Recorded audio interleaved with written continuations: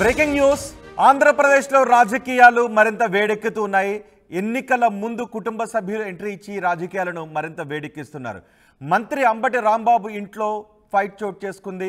మామకు ఓటేయొద్దు అని అల్లుడు గౌతమ్ వీడియోను రిలీజ్ చేశారు. అల్లుడు వీడియోపై వెంటనే రియాక్ట్ అయ్యారు అంబటి రాంబాబు. తన అల్లుడు మాట వెనుక కుట్ర ఉందని ఆరోపించారు. పవన్ కళ్యాణ్తో పాటు మరికొందరు రెచ్చగొట్టి తన అల్లుడితో వీడియో చేయించారు అని వివరణ ఇచ్చారు. తన రెండో కుమార్తె డాక్టర్ మనోజ్ఞ, అల్లుడు డాక్టర్ గౌతమ్ మధ్య విభేదాలు ఉన్నాయని, గత 4 ఏళ్లుగా వారు విడివిడిగా ఉంటున్నారు అని అంబటి చెప్పారు.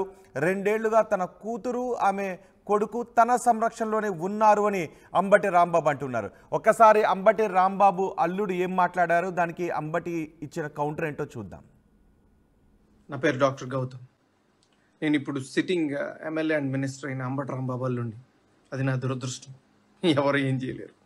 బట్ ఈ వీడియో చేయాలా లేదా అని నేను చాలాసార్లు ఆలోచించి చేయటం నా బాధ్యత అని అనుకున్న తర్వాత నేను ఈ వీడియోస్ ఇస్తున్నాను. అంబటి రాంబాబు అంత నీచుడు, నికృష్టుడు, దరిద్రుడు, శవాల మీద పేలాలు ఏరుకునే రకాన్ని నేను నా జీవితంలో చూడలేదు.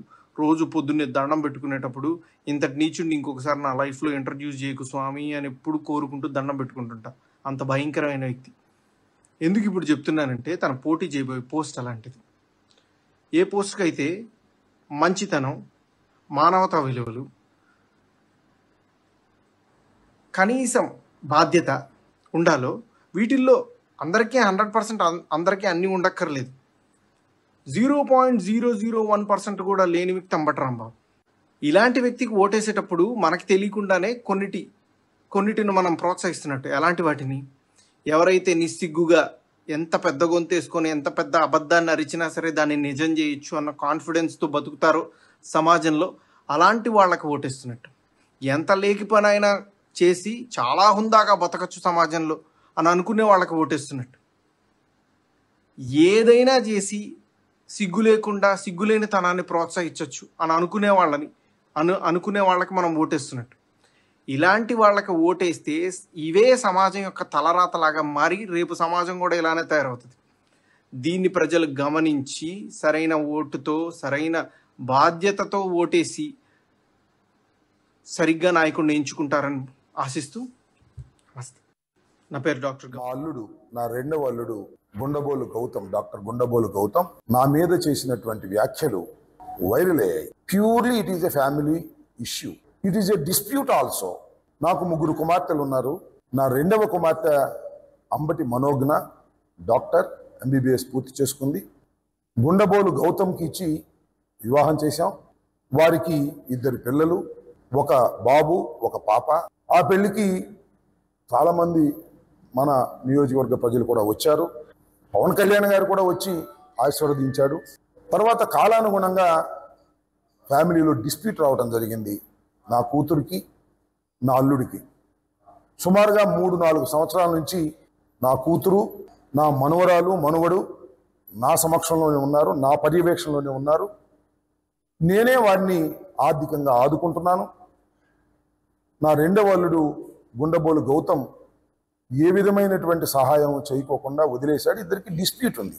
ఆ డిస్ప్యూట్ మీద నా అల్లుడు గుండబోలు గౌతమ్ కుకటపల్లి కోర్టులో డైవర్స్ కోసం అప్లై కూడా చేసుకున్నాడు.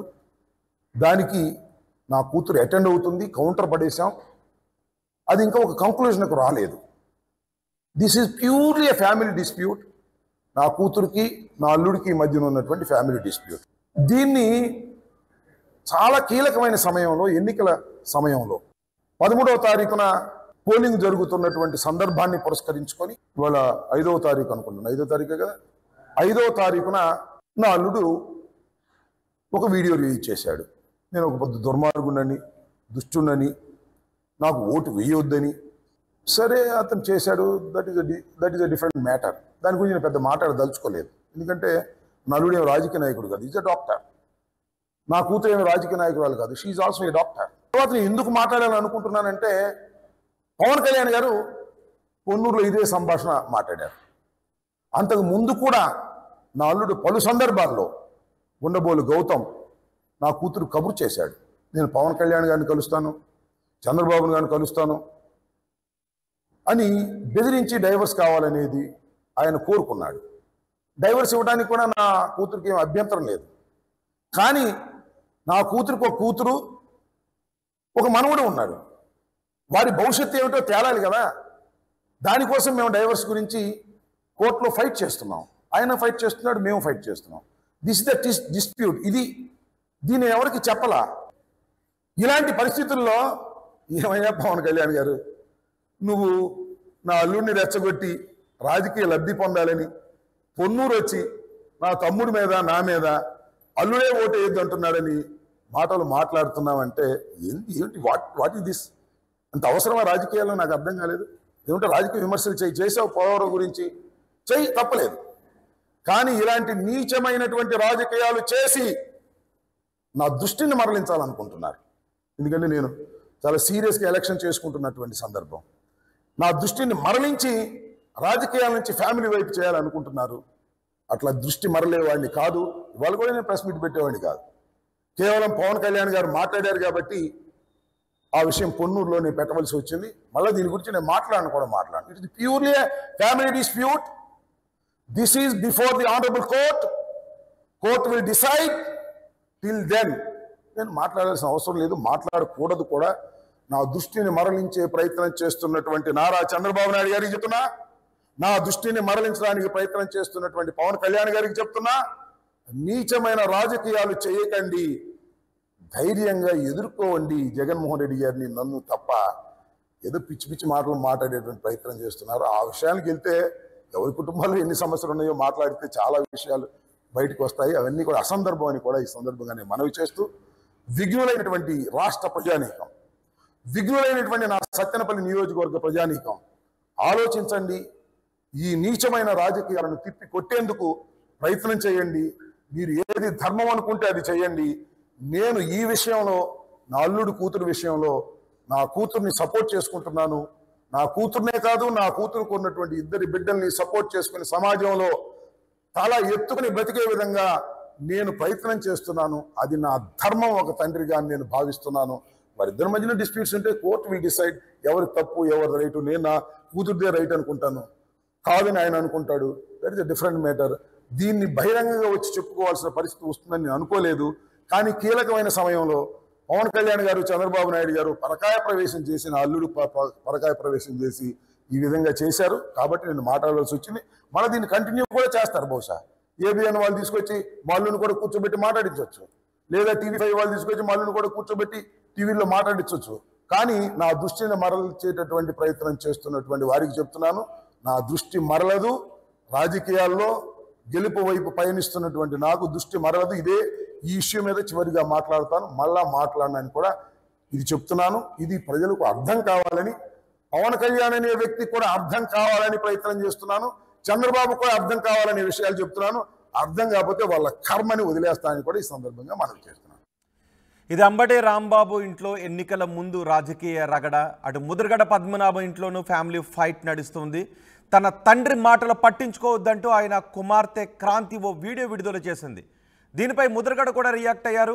ఆమె తన ప్రాపర్టీ కాదు అని, వేరే ఎవరో ప్రాపర్టీ అని కామెంట్స్ చేశారు.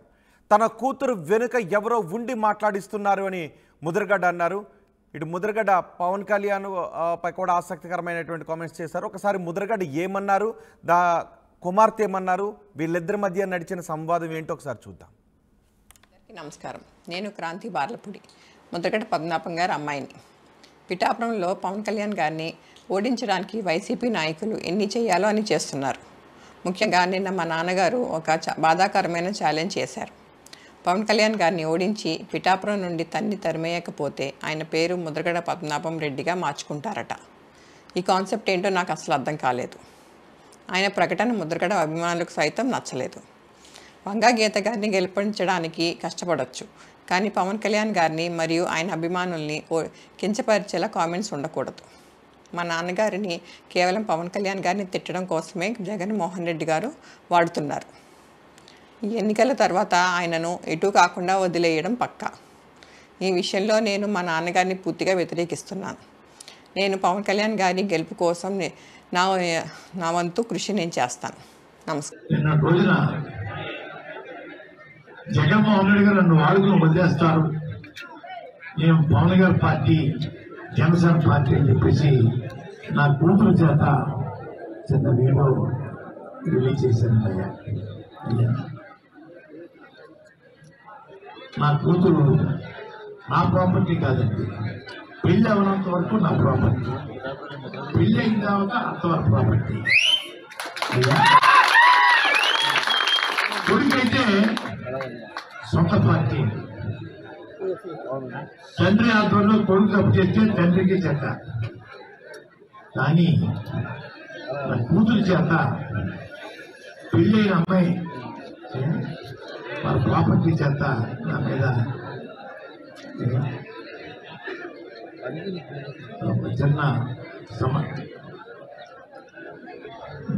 బ్యాడ్గా చెప్పించారు. ఎంత బ్యాడ్గా చెప్పినా జగన్ గారు సేవకుడిగా ఉంటాను, అది తిరగలేదు. ఎవరు బెదిరించినా కూడా బెదిరిపోను. పార్టీలో చేరాను, పక్క చూపు చూడడం నాకు చేత కాదు. కూతురు చేత, ఈగుడి చేత, ఈగుడు కుటుంబం చేత తిండిన కూడా లెక్క చేయను. ఎవరో మహానుభావుడు చిచ్చిపెట్టినట్టు ఆలోచించి ఇక్కడ కూడా ముద్రగడ పవన్ కళ్యాణ్ చిచ్చు పెట్టారు అనే విధంగా మాట్లాడారు. పార్టీలో చేరాను, పక్క చూపులు చూడను, జగన్ వెంటే ఉంటాను అని ముద్రగడ అన్నారు. సో దీనిపై ముద్రగడ కామెంట్స్పై ఆసక్తికరమైన కామెంట్స్ చేశారు పవన్ కళ్యాణ్. కుటుంబాలను విడదీసే అలవాటు తనకు లేదు అన్నారు. జనసేనలో చేరేందుకు వచ్చిన ముద్రగడ కుమార్తె క్రాంతిని పార్టీలో చేర్చుకోలేదు. అల్లూరి సీతారామరాజు పాదాల సాక్షిగా చెబుతున్నా తనకు ముద్రగడకు కూతురు ఉందనే విషయం, తనకు ముద్రగడకు కుమార్తె ఉందనే విషయం తనకు తెలియదు. కుటుంబాల్లో నేను ఎటువంటి చిచ్చు పెట్టలేదు అంటూ కుమార్తెను పార్టీలో చేర్చుకోకుండా సున్నితంగా తిరస్కరించారు పవన్ కళ్యాణ్. ఒకసారి పవన్ కళ్యాణ్ ఏమన్నారో చూద్దాం. గారి అమ్మాయి శ్రీమతి కాంతి గారు, వారి అల్లుడు శ్రీ చందు గారు నాకు ఒకటే చెప్పారు ఈ రోజున. నాకు నిజంగా అమ్మ, నేను మీ ఇంత తుని ప్రత్యేకించి అల్లూరి సీతారామరాజు పాదాల సాక్షిగా చెప్తున్నా, నాకు వారికి ఒక కుమార్తె ఉన్నంతని కూడా అసలు విషయం నాకు తెలియదు. కాంతి గారు ఉన్నారు అని నాకు విషయం కూడా తెలియదు. నాకు నేను మనస్ఫూర్తిగా చెప్తున్నాను, నాన్నగారిని ఒక మాట అనాలని కానీ ఆయన వైసీపీకి వెళ్ళినా నాకేం ఇబ్బంది లేదు, గౌరవిస్తాను పెద్దల్ని. ఈ రోజున తుని సభ సాక్షిగా చెప్తున్నాను, కాంతి గారు జాయిన్ అవుతానంటే నేను ఒకటే మాట చెప్తున్నాను, నేను తండ్రికి కుటుంబానికి కూతురికి వేరు చేసే వ్యక్తిని కాదు. నేను మీ నాన్నగారికి నాకు ఎందుకంటే ఒక తండ్రి బాధ నేను అర్థం చేసుకోగలను, అలాగే తల్లి ఒక కూతురు బాధ్యత నేను అర్థం చేసుకోగలను. నేను మీకు మాట ఇస్తున్నాను, మీకు నేను గౌరవం ఇచ్చే బాధ్యత మీ వారికి, మీ ఇద్దరికి. కానీ ఈరోజు నేను మాట్లాడి మీకు కండువా వేస్తే నేను నాన్నగారిని ఆయనకి ఇబ్బంది కలగదు. ఆయనకి పెద్దవారు 10 మాటలు అంటారు, పెద్దలు ఏమంటారు 10 సార్లు తిడతారు, మనల్ని భరించాలి మనం. భవిష్యత్తులో నేను మీకు ఈరోజు మాటిస్తే ఇంత పెద్ద మనసుతోటి కాంతి గారు వచ్చారు. ఆవిడ నా సోదరి, మా ఆడపడుచు. నేను మిమ్మల్ని ఎన్నికలకి వాడుకున్నాడు పవన్ కళ్యాణ్ జనసేన అన్నది కాకుండా, నేను మీ నాన్నగారి దగ్గరికి మీరు నన్ను మీ ఇంటికి తీసుకెళ్ళండి, మీతో పాటు అప్పుడు నేను మీ ఇంటికి వస్తాను. నేను మిమ్మల్ని తీసుకెళ్ళి, ఎందుకంటే మనం ఎన్ని గొడవలున్నా మనం వచ్చి కూర్చొని ఆయనతో మనం విభేదించవచ్చు, అభిప్రాయ భేదాలు ఉండొచ్చు, పాలసీ పరంగా విభేదాలు ఉండొచ్చు, కానీ వేరే పార్టీలో ఉండొచ్చు. కానీ నేను ఇచ్చే గౌరవం అందరికీ, పెద్దలందరికీ ఇచ్చే గౌరవం. మనం కలిసి ప్రయాణిస్తున్నాం, కలిసి ఉండాలి, విడిపోకూడదని కోరుకుంటున్నాం. నేను సగటు రాజకీయ నాయకుడిని కాదు, నేను మీ ఇంటి వాడిని, మీ కుటుంబ సభ్యుడిని, మీ సోదరుల్లో ఒకరిని, మీ అన్నదమ్ముల్లో ఒకరిని, సాటి మనిషిని, మానవ హక్కుల్ని కాపాడుకోవాలనుకునేవాడిని. నేను ముఖ్యంగా సోదరి కాంతి గారికి, వారి శ్రీవారు చందు గారికి కూడా ప్రత్యేకించి నేను మాటిస్తున్నాను, మిమ్మల్ని అందరి కుటుంబ సభ్యులతోటి మిమ్మల్ని తీసుకెళ్లి అప్పుడు నేను జనసేనలో మిమ్మల్ని సంపూర్ణంగా ఆహ్వానిస్తాను. ఈ రోజున జనసేనలో ఉన్నారు, కానీ మిమ్మల్ని చెయ్యపట్టి సగర్వంగా తీసుకెళ్లి నేను నాన్నగారి దగ్గర తీసుకెళ్లి మరి మీరు తీసుకెళ్ళండి, ఆయనకి చెప్పి మిమ్మల్ని తీసుకొస్తానని మనస్ఫూర్తిగా. ఎందుకంటే మీరు బాగున్నారు, తల్లిదండ్రులు దీవెన ఉండాలి ఎవరికైనా.